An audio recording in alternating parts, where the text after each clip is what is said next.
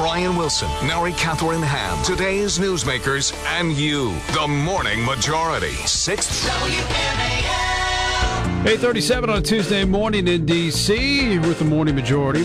Larry Kudlow joins us now, host of the Kudlow Report. You can check him out, CNBC, 7 o'clock at night. Also hear the Larry Kudlow radio show Saturdays at 7 o'clock, 7 p.m. here on 630 WMAL. Good morning, Larry. Hello, Larry. Hold on, there he is. Good morning. There you are. Mary Catherine. Is she out there? Yeah, we're all here now. Big shout out to Mary Catherine. So the gas prices are going down. I think what crude is going, for like 91 a barrel now. Some people say it could go even lower. The president decided to tap into the strategic oil reserve. If gas prices drop, that is almost akin, I've heard you say this before, to like a tax cut. This is going to help the economy a lot, is it not? One can only hope they won't put any more barriers up, and maybe this will happen and have a happy ending. I don't know. I mean, it's interesting if you go back to pre-QE2, pre-quantitative easing by the Fed, which was the first words were put out late August. So the dollar fell, and all commodities rose, and oil rose, and gasoline rose, and it was a big fat tax hike on the economy. And now the whole economy is sputtering down 2%. Yesterday's consumer spending and income and inflation numbers were terrible. So now that the Fed is finished, and let us hope they don't throw any more money at this thing, and maybe the dollar will stabilize. So then, not SPRO, not the strategic reserves, but the fact that the Fed is more quiescent. Maybe you could go back to the pre-Fed levels, okay, which was about $80 a barrel for oil and about $2.75 for gasoline. Maybe. It's possible. Now the Fed's got to stop printing money and the dollar's got to stabilize. But it looks like that's going to happen. So now we're, $3.55 at the pump, according to AAA nationwide. And we'll see. I think that so far it's a small effect, but it could be a larger effect. But I'm just saying the key is not strategic reserves. From the key is really the dollar. That's the key, and hopefully there are no blow-ups in the Middle East. Larry, the question I have for you is that we're now talking about coming up with a plan to reduce the deficit, to reduce our national debt. And there are two approaches to this. One is to cut spending, and the other is to raise taxes. Right. Which one of those ideas has merit? Oh, by far, the spending cuts. Then why would it even be considered that we would raise taxes in a weak economy? Well, Democrats have an obsession about higher taxes. I mean, actually, their main obsession is repealing the Bush tax cuts. That's the Democratic obsession.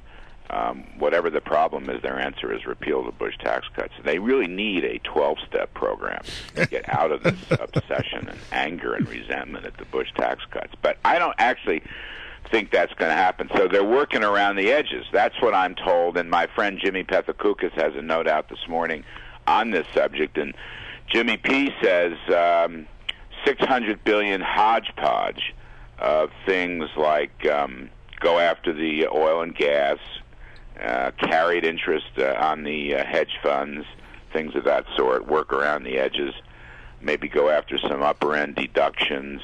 Look, I interviewed Senator Marco Rubio on the Kudlow Report last night. He's very impressive. He said no new taxes. And I also, on the radio Saturday, interviewed John Kyle after he had walked out of the talks, and he said the same thing. So it's up to the House, right? The thing's going to go down to what kind of a deal Speaker Boehner can pass in the House. And I think they're pretty firm on just cutting spending. I mean, I think that's what you ought to do. Milton Friedman taught us that the real burden of government, the real tax on the economy, is the amount of spending in relation to GDP. It's gone from about 20 to 24%, and it should be curbed.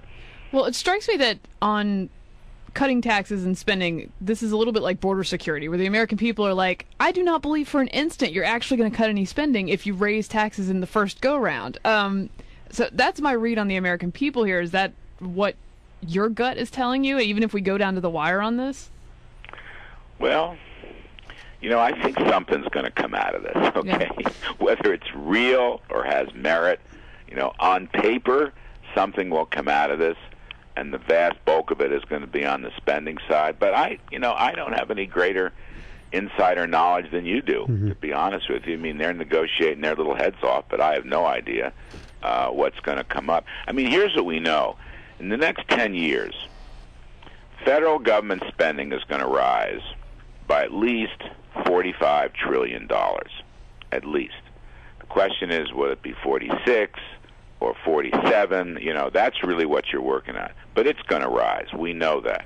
And it's so silly last week for Ben Bernanke to toe the Democratic line as he did. I mean, this was just so bad. Bernanke gets up at his press conference and basically argues for a clean debt ceiling bill. He actually argued that. And secondly said that this is the wrong time for big spending cuts immediately. We should have spending cuts in the future. Well, there's never a right time to have spending cuts. And anyway, what the reality is, spending is going to go up. It just may go up a little less. These baselines are still going to rise.